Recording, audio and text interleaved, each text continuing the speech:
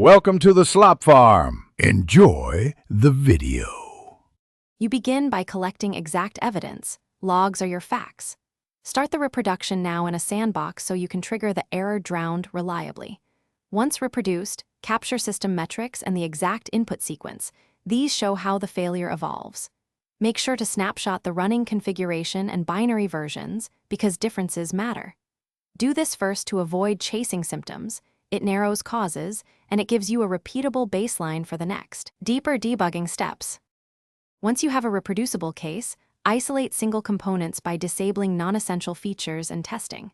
Attach a debugger or reproduce with core dumps to inspect stack traces and variable states. This reveals whether the fault is resource exhaustion, a deadlock, or a logic bug. Make sure to correlate timestamps with external calls and network retries, because an upstream timeout often manifests like a drowned error. Iterate. Change one thing, test, and document results. This controlled, you now implement the minimal, well-documented fix, code or config, and run unit and integration tests to confirm behavior. Deploy to staging with mirrored traffic so you validate under realistic load. Monitor error rates, latency, and memory. Once verified, promote the change to production with a rapid rollback plan ready.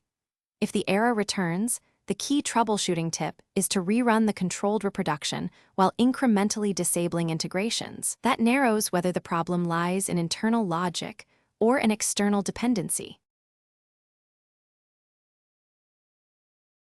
Thanks for watching. Consider subscribing if we helped you today.